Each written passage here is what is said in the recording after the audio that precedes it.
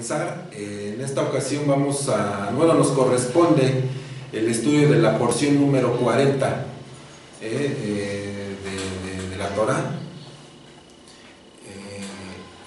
Creo que la mayoría de nosotros sabemos que la Torah ha sido dividida en 54 porciones que se estudian semanalmente cada Shabbat, ¿sí? En esta ocasión vamos a estudiar la número 40, que lleva por nombre Balak. ¿Estamos de acuerdo? Y voy a pedir que vaya usted al libro de Números, capítulo 22, verso 2.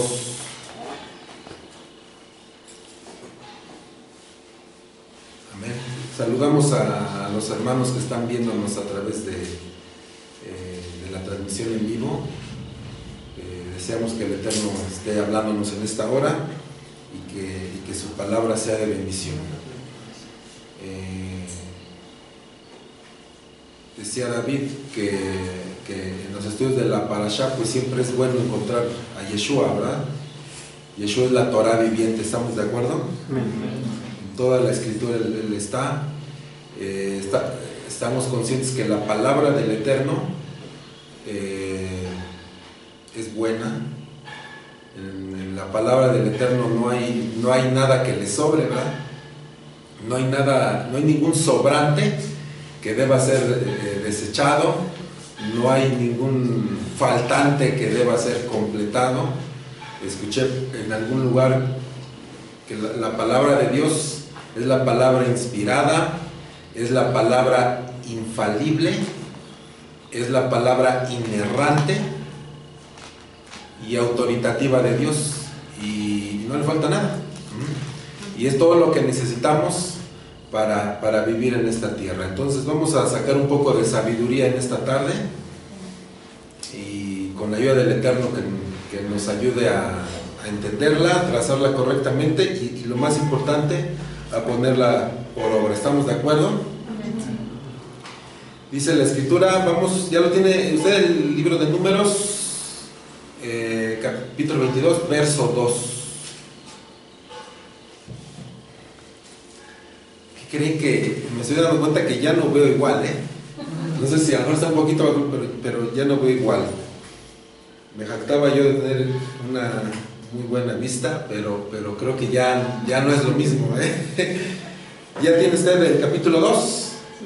Dice la Escritura: y vio Balak, hijo de Zippor, todo lo que Israel había hecho al amorreo, y Moab tuvo gran temor a causa del pueblo, porque era mucho, y se angustió Moab a causa de los hijos de Israel, y dijo Moab a los ancianos de Madián: ahora lamerá esta gente todos nuestros contornos, como lame el buey la grana del campo. Y Balak, hijo de Zippor, era entonces rey de Moab. Vamos a entrar en contexto, vamos a ir introduciéndonos. Para este momento de la Escritura, sabemos que ya Israel ya había caminado algún tiempo en su trayecto de Egipto a la tierra prometida. Y en esta ocasión, dice la Escritura, habla de un personaje llamado, ¿cómo dijimos? Balak. ¿Quién es Balak? Aquí nos dice que Balak era para este momento el rey ¿de dónde? De Moab. Ahora, ¿quién es Moab? Cuando usted estudia la Escritura, Moab es una nación que surge. ¿Usted se acuerda de Lot? ¿Quién fue Lot? Lot era fue sobrino de Abraham. Dice la Escritura que las hijas de Lot sostienen relaciones sexuales con sus padres, y de ellos, de esas relaciones nace ¿quién? Moab. Y de Moab viene esta nación, los moabitas. ¿Estamos de acuerdo hasta aquí? Ahora, dice aquí la Escritura, entonces Israel va en camino de, ¿dónde dijimos? De Egipto hacia la tierra prometida. ¿Qué otra cosa podemos ver aquí acerca de Moab? Dice que los moabitas tuvieron ¿qué? Miedo. ¿De qué? Dice aquí que cuando vio Balac todo lo que Israel había hecho al amorreo, quiere decir, aquí si leemos un poco antes, Israel había tenido batallas con al menos dos reyes amorreos y los había vencido. ¿Por qué tuvo miedo Moab? Porque él analizó que si Israel había vencido a esos reyes amorreos que eran mucho más fuertes que Moab, con mayor razón Israel iba ¿a qué? Iba a causarle daños a su nación. ¿Estamos de acuerdo hasta aquí? Ahora, ¿por qué dice que Moab? Dice que aquí, ¿quién dice que fue a ver Moab? Dice, y dijo Moab a los ancianos, ¿de dónde? De Madián. Madián era también una nación que en este sentido era más poderosa que Moab. Y analizando, viendo algunos comentarios acerca de esto, Rashi dice que Balac fue a ver a los ancianos de Madián con la intención de contratarlos. ¿Para qué? Para que ellos les dieran protección a Moab en contra de ¿quién? De Israel. ¿Estamos de acuerdo hasta aquí? Ahora, sin embargo, nosotros analizando el recorrido de Israel, el Eterno les dio una instrucción que mientras ellos circularan entre Egipto y la tierra prometida, ¿usted recuerda qué instrucción les dio con respecto a las demás naciones? El Eterno les dijo que respetaran ¿qué? Que las respetaran. Fíjese, voy a pedir que busque usted la escritura en el libro de Deuteronomio capítulo 2 verso 9 para ir entendiendo un poquito. Deuteronomio, ¿qué dijimos? Capítulo 2, ¿verdad?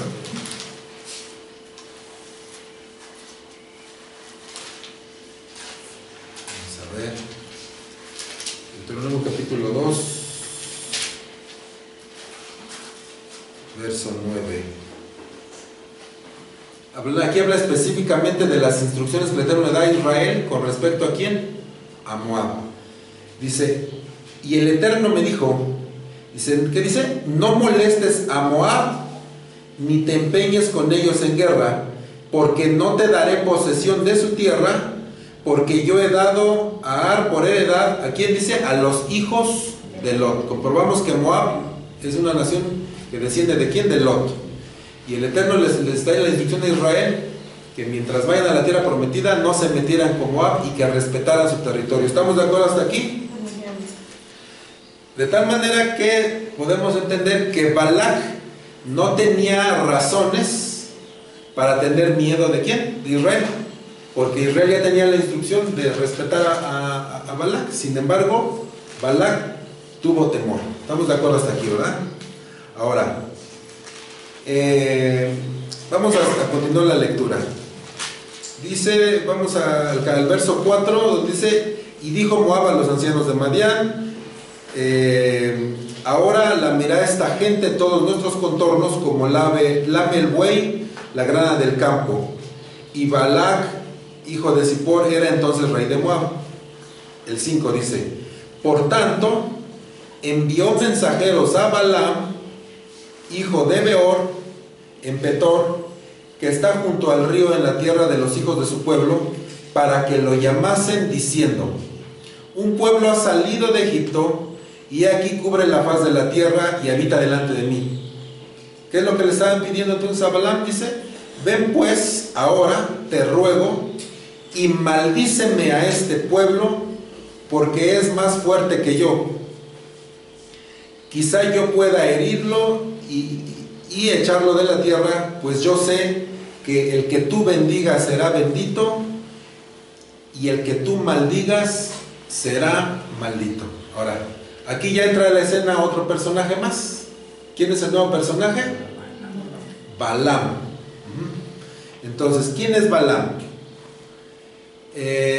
Igual estudiando la historia, bueno, obvio sabemos que Balaam era un gentil. Ajá. Algunos lo consideran profeta, tal vez algunos no. Algo que sí podemos asegurar, que Balaam era un gentil que sí tenía conocimiento del Dios verdadero. ¿Estamos de acuerdo hasta aquí? Ajá. ¿Qué quiere decir esto?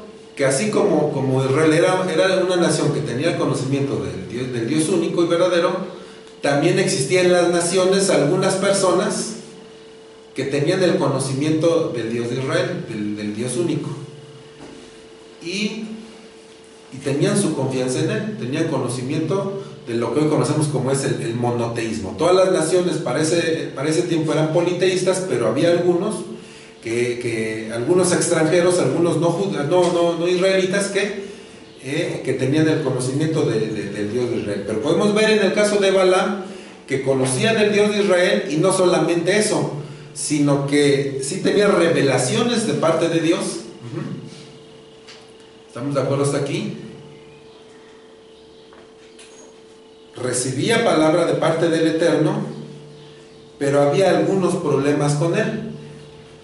Y así como hay muchas personas que, a pesar de tener el conocimiento de la verdad, no abandonan sus prácticas paganas. Este era el caso de Balaam, el cual, aparte de tener el conocimiento del Dios de Israel, y que por cierto tenía dones, tenía dones, y que podemos ver que a veces a lo mejor hacía buen uso de ellos, pero a veces hacía mal uso de sus dones. ¿Estamos de acuerdo hasta aquí?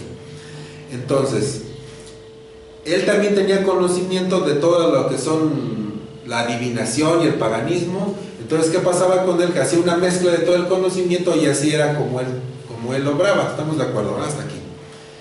Ahora, ¿por qué Balaam busca a Balaam? Dice en los comentarios que cuando Balac investigó acerca de Israel, él investigó muchas cosas de Israel, entre ellas hizo preguntas acerca de Moshe. Bueno, a ver, quiero saber cuál es el poder o cuáles son los atributos del líder que tiene Israel para poder defenderme. Entonces escuchó en algún momento que los poderes que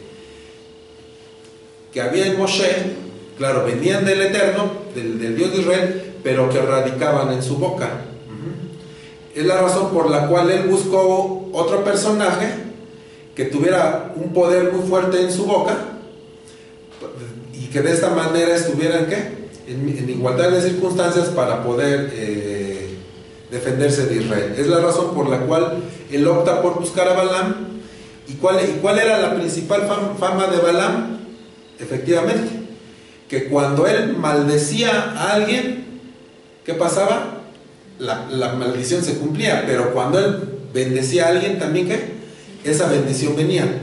Entonces, vamos a analizar ahora entonces este asunto de Balaam, y es precisamente lo que creo que vamos a centrarnos un poquito más. Si leyéramos toda la parasha, pues no nos daría tiempo, ¿verdad? Pero vamos a centrarnos un poquito en este personaje de Balaam. ¿Qué problemas había con él? Y por lo cual no es considerado un buen profeta, si le queremos, un verdadero profeta, sino más bien en este caso un falso profeta, ¿verdad? Entonces, dice la escritura en el verso 7, vamos a leer, dice: fueron los ancianos de Moab y los ancianos de Madián. Fíjense, aquí algo importante. Aquí se hicieron alianza, ¿quién? Moab y Madián. Y cuando analizamos la historia, sucede que Moab y Madián habían sido siempre enemigos.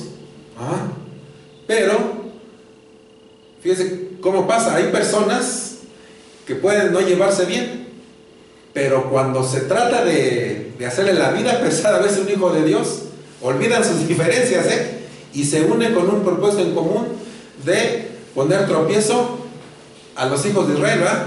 de empezar a hacernos la vida pesada. Eso usted lo va a encontrar por todos lados. Personas que no se llevan bien, que se aborrecen, pero si se trata de eso, olvidan sus diferencias. ¿Para qué? Para intentar maldecir o bien poner tropiezo o causar problemas a los hijos de Dios. Dice que entonces fueron los ancianos de Moab y los ancianos de Madián. ¿Qué dice? Con las dádivas de adivinación en sus manos. ¿Qué quiere decir esto? Nótese que, fíjense, porque yo recuerdo hay una parte de la escritura donde dice que, por ejemplo, Saúl estaba preparándose para llevar, dice algo así como un presente, dice, al hombre de Dios. Ajá. Lo que hoy usted y yo conocemos, algo así como llevar una ofrenda, cuando nos nace del corazón, para un ejemplo, para un pastor, para alguien que estimamos, ¿verdad? Un hombre de Dios. Pero aquí no dice que le llevaban un presente al hombre de Dios. ¿Cómo dice? Que llevaban, ¿qué?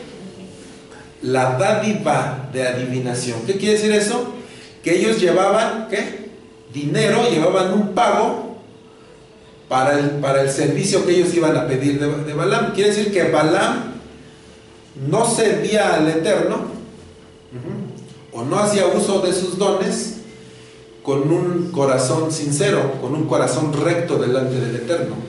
Si, en otras palabras, que él cobraba por los servicios que él daba, ¿verdad? Entonces, de esta manera podemos concluir que ¿cuál era el primer problema de Balaam? El amor al dinero, ¿sí? Fíjese, ellos llevaban dinero para ofrecérselo por sus servicios. Ajá. Cuando nosotros, en base a la Escritura, podemos estar seguros que todo aquel, llámese un pastor, o cualquiera de nosotros, que vamos a orar por alguien, o vamos a dar consejería a alguien, o vamos a ayudar a alguien, jamás en nuestra vida debemos hacerlo con esa motivación, ¿verdad? Nuestra motivación únicamente debe ser ¿qué? El amor al Eterno, el amor a su reino, el amor al prójimo. Ajá. Esa debe ser la motivación correcta para servir al Señor. ¿Estamos de acuerdo hasta aquí? Fíjese lo que dice la Escritura. Póngale su mano ahí, no pierda ese pasaje. Y fíjese lo que dice. Por ejemplo, vamos al libro de los Hechos, capítulo 8.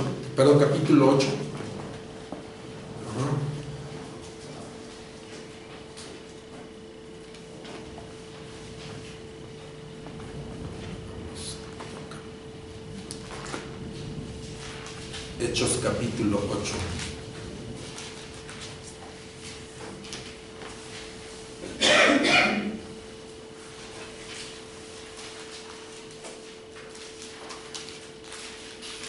Busque ahora el verso 18.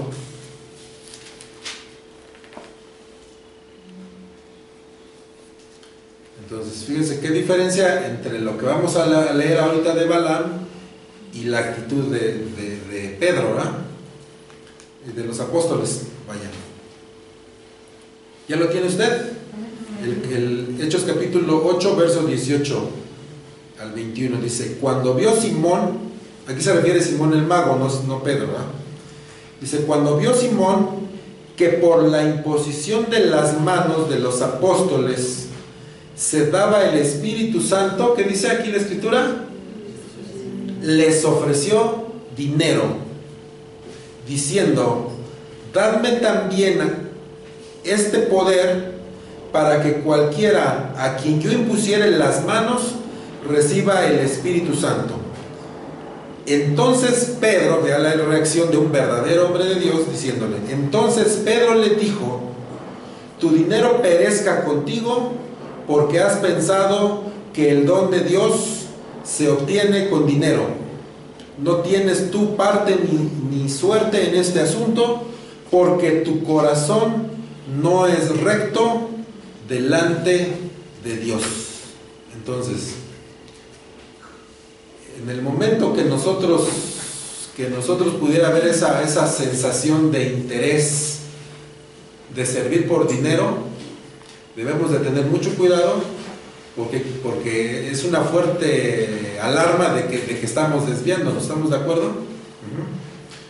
Y hemos aprendido que los temas de dinero se deben de tratar con mucho cuidado, porque en el reino de Dios el dinero es importante, pero debemos de hacerlo con sabiduría. Yo no sé si usted se ha dado cuenta, pero yo creo que sí, que actualmente muchos no creyentes, la principal razón por la cual no quieren saber de la palabra del evangelio es porque hoy hay muchos pastores que sirven por dinero y que aman al dinero, al grado de que todo hablan de dinero, ¿no? Entonces hay que pedir al Señor mucha sabiduría cuando les enseñamos al pueblo, cuando les enseñamos a aquellos que están aprendiendo de nosotros, cómo hablamos acerca del dinero y la perspectiva correcta acerca del dinero, para no caer en el mismo error y de verdad cuidarnos. Yo creo que es un aspecto importante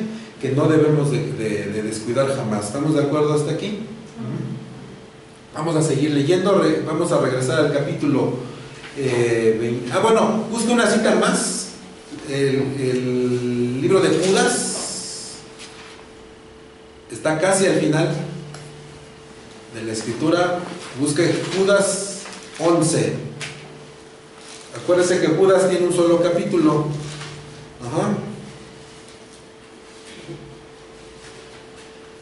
Judas, verso 11. Si lo queremos decir así, capítulo 1, verso 11, es el único capítulo que trae. ¿Ya lo tiene usted? Dice: hay de ellos, porque han seguido el camino de Caín y se lanzaron, ¿qué dice? Por lucro en el error de Balaam, y perecieron en la contradicción de Coré. Entonces, aquí el escritor igual apercibe de tener cuidado de no amar al dinero y de no hacer las cosas para Dios pensando en obtener un lucro. ¿Estamos de acuerdo, verdad? Dice después, ¿en qué verso nos quedamos? Ya del números 22. Sí. Nos quedamos en el 7, donde dice: fueron los ancianos de Moab y los ancianos de Madián con las dádivas de adivinación en su mano, y llegaron a Balaam y le dijeron las palabras de Balac. Y fíjense lo que él les respondió. Como dice que les dijo, dice: reposad aquí esta noche y yo os daré respuesta según el Eterno me hablare. Así los príncipes de Moab se quedaron con Balaam, y vino Dios a Balaam y le dijo: ¿qué varones son estos que están contigo? Y Balaam respondió a Dios: Balac, hijo de Zippor, rey de Moab, ha enviado a decirme: he aquí este pueblo que ha salido de Egipto cubre la faz de la tierra. Ven pues ahora y maldícemelo, quizá podré pelear con él y echarlo. Fíjense. Entonces el primer defecto que vemos en Balaam, dijimos, ¿cuál es? El amor al dinero. El segundo defecto que vemos en él es la arrogancia. Cuando vamos igual a estudiar los comentarios de la Torá, encontramos que la razón por la cual Balaam hace esperar a estos personajes, ¿qué dice la escritura que les responde? Dice: pues aquí espérense, quédense ahí y ya mañana les doy una respuesta. Lo cual, un verdadero profeta, cuando alguien va a pedir una ayuda, el apoyo, le aseguro que no le dice: pues vente mañana a ver si el Eterno quiere, ¿no? Es obvio que la ayuda se va a prestar, el apoyo, la consejería, la oración, lo que sea, va a ser inmediatamente el apoyo que podamos dar. ¿Estamos de acuerdo? Claro, salvo algo que no sepamos cómo darle solución, entonces sí buscaremos la guía del Espíritu de Dios. pero nunca va a decir, bueno, pues espérate a ver si Dios quiere que ore por ti, ¿no? ¿Sí estamos de acuerdo en esto? Entonces, es una parte donde podemos ver la arrogancia que los hizo esperar, considerándolos como alguien inferiores a él. Y la otra, que incluso cuando el Eterno le pregunta a Balaam, ¿quiénes son estos que han venido a buscarte? Es obvio que el Eterno sí sabía quiénes eran, ni modo que el Eterno no sabía, sino era para ver qué respondía Balaam. Entonces Balaam, lleno de orgullo, lleno de arrogancia, como diciéndole, ¿ya viste, Dios quiénes me han venido a buscar? Aún un rey me está buscando y me ha venido a pedir favor. Ahí podemos ver el nivel de orgullo y de arrogancia que había en el corazón de Balaam. Entonces ese es el segundo defecto que podemos encontrar en el carácter de Balaam, y que lo descalifica en automático también como un verdadero profeta o un verdadero hombre de Dios. ¿Estamos de acuerdo hasta aquí? Vamos a seguir. Después dice, nos quedamos en el verso 12, dice: entonces el Eterno dijo a Balaam, dice, no vayas con ellos, ni maldigas al pueblo, porque bendito es.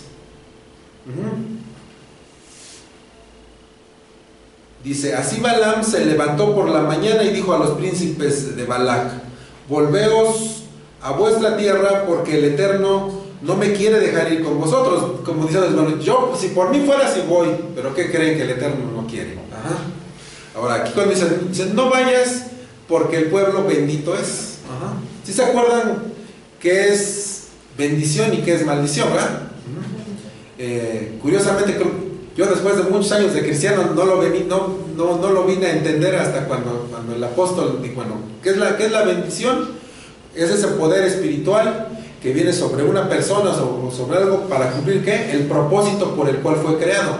La maldición es cuando ese poder espiritual es ya sea o disminuido o quitado, por lo cual la persona ya no puede cumplir el propósito por el cual fue creado. Aquí vemos que Satanás siempre ha intentado maldecir a Israel. ¿Qué quiere decir? Ha intentado que Israel no cumpla el propósito por el cual ha sido creado. Yo, en este momento, tan solo, ¿cuál es una de las principales razones por las que fue creado Israel? Para que a través de él viniera el Mesías y con esto la salvación a todos nosotros. ¿Estamos de acuerdo? Y vemos cómo Satanás siempre ha intentado bloquear que Israel cumpla con su propósito, o ha intentado destruir a Israel. ¿Estamos de acuerdo?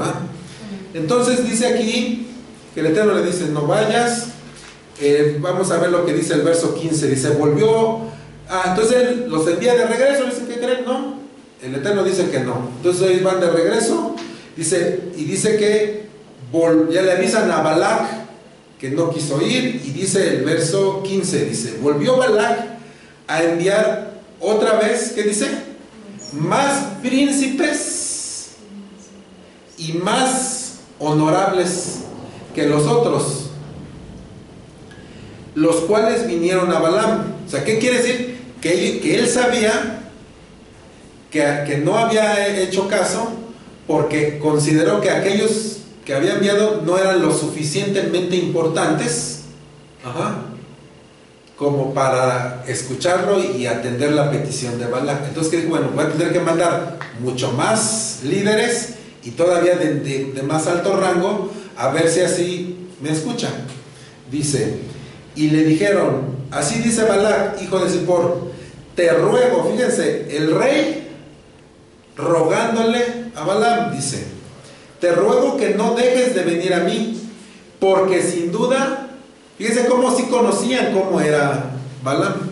Dice, porque sin duda te honraré mucho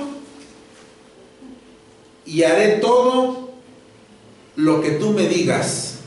Eso es lo que prometió, ¿verdad? Le prometió a Balaam honores y poder. Entonces quiere decir que aquí había otro defecto en el corazón y en el carácter de Balaam, que era un hombre que le gustaba, bueno, que era vanaglorioso, que le gustaba recibir la honra del ser humano. y le gustaba tener el control, el poder. ¿Sí? Entonces, ¿cómo nos podemos dar cuenta? Desde lo que leímos, donde dice que el rey envía, ¿qué dice? Una mayor cantidad de líderes, de príncipes y de más alto rango. La otra, porque él le dice que le ruega que vaya. Y la otra, la que leímos al último, que dice: te honraré y haré cualquier cosa que tú me digas. Ahora, dice, y fíjese nada más, algo más adelante dice, el verso 18 dice: y Balaam respondió y dijo a los siervos de Balac, dice: aunque Balac me diese su casa llena de plata y oro, no puedo traspasar la palabra del Eterno mi Dios para hacer cosa chica ni grande. Quiere decir que aún la dádiva que llevaba, esa cantidad de dinero, cuando él la vio, él vio que todavía no era suficiente, todavía no le llegaban al precio. Es más, él disimuladamente dijo: esto no me alcanza. Es más, dice, ni aunque me diera su casa llena de oro. Eso. O sea, de esa manera él ya más o menos estableció un parámetro de cuánto dinero quería. Pero bueno, dice más adelante, dice: os ruego por tanto ahora que reposéis aquí esta noche, para que yo sepa que me vuelve a decir el Eterno. Y vino el Eterno a Balaam de noche y le dijo: si vinieron para llamarte a estos hombres, levántate y vete con ellos. Pero ¿qué dice? Pero harás lo que yo te diga. Ahora, la pregunta: ¿por qué el Eterno primero le dice que no vaya y ya después dice que sí vaya? Porque el Eterno es muy respetuoso con nosotros. Cuando nosotros consultamos al Eterno de decir: mira, yo quiero hacer esto, pero tú dime, ¿qué hago? Hay veces que el Eterno le va a decir: sí, estoy de acuerdo con esto que quieres hacer. Pero hay veces Él va a decir: no, yo quiero que hagas esto. ¿Sí estamos de acuerdo? Si nosotros no obedecemos y insistimos en hacer lo que nosotros queremos, ¿qué va a hacer el Eterno? Adelante, yo respeto tu decisión, yo respeto lo que tú haces, lo que tú vayas a hacer. Escuché una frase que dice del Talmud, que dice que aún el cielo guía al hombre en el camino que él quiere transitar. Aún ahí él lo quiere decir que lo respeta. Dice, lo que sí, dice, el Eterno nos hace responsables de los resultados que obtengamos por hacer nuestra voluntad y no la suya. Entonces, ¿qué aprendemos también de otro problema de Balaam? Otra falla más en el carácter, que de nada servía que él consultara al Eterno si al final de cuentas, ¿qué? Él terminaba, ¿qué? Haciendo su propia voluntad antes que la del Eterno. Entonces, ya sea un siervo de Dios o cualquiera de nosotros que tengamos este tipo de fallas en el carácter, pues sí estamos en problemas, ¿verdad? Ya sea que amemos al dinero, ¿verdad? Que en nosotros haya orgullo o arrogancia. ¿Qué otra dijimos? Que nos guste recibir el honor de los hombres, la vanagloria. Que nos guste anteponer nuestra voluntad a la voluntad del Eterno. Está complicado, ¿verdad? Porque podríamos ahorita decir: bueno, es que son los requisitos que debe de cumplir un hombre de Dios, un profeta, un pastor, para ser considerado un verdadero siervo de Dios. Pero la verdad es de que pues debemos de tenerlos todos, ¿no? Todos debemos de cumplir con esos requisitos. Y cuando leemos la Escritura, en la realidad Nos sabemos que está hablando de Balaam, pero ¿qué cree que no está hablando de Balaam? Está hablando de nosotros, porque nosotros nos estamos reflejando aquí. O sea, la escritura está hecha para esto, no para que, en el real, no para que sepamos cómo fue Balaam o cómo fue Balac, es para que sepamos cómo somos nosotros y lo que tenemos que corregir en nuestra vida. ¿Estamos de acuerdo? Y ya para terminar, dice la escritura que el otro problema, el último problema que encontramos, bueno, usted conoce, creo que la mayoría de todos conocemos cómo termina esta historia, ¿va?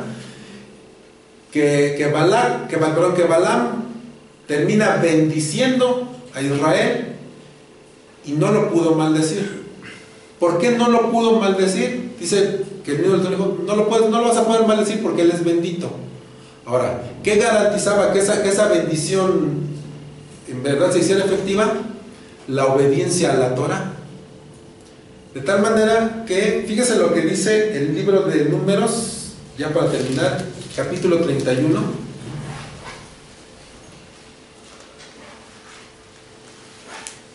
El verso 16.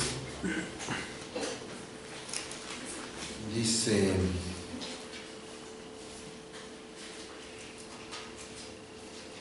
pues bueno, vaya, usted lee toda la historia, vemos cómo hasta Balac se enoja, le reclama y terminan enojados, ¿no? Dice que cada quien se fue por su lado a final de cuentas, ¿no?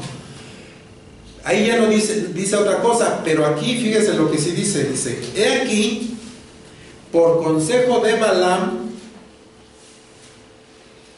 ellas fueron causa de que los hijos de Israel prevaricaran contra el Eterno en lo tocante a Baal Peor. ¿No se acuerda qué sucedió con Baal Peor? En el suceso de Baal Peor. No lo tratamos, para empezar es un asunto de la próxima parashá. Pero dice que después de esto, dice que los hijos de Israel cometieron el pecado de inmoralidad sexual. Dicen los comentarios rabínicos que las hijas esas mujeres extranjeras les llamaban mucho la atención a los hijos de Israel. Entonces, cuando ellos se acercaban a ellas los llamaban, y dice que el requisito que ellas les ponían a ellos para tener relaciones sexuales con ellas era que se inclinaran a adorar sus dioses. Entonces cometieron ese doble pecado: la inmoralidad sexual y la idolatría. ¿Qué quiere decir esto? Dice por lo que hubo mortandad en la congregación del Eterno. Quiere decir que Balaam, antes de irse, le dijo a Balac: bueno, no pude maldecir a Israel porque él está gozando de esta protección, de esta cerca de protección. Estoy parafraseándolo, imagino que son palabras que le dijo, ¿no? Dice, pero te voy a decir cuál es el punto débil. Entonces, el punto débil en ese sentido de Israel era el asunto sexual y la idolatría.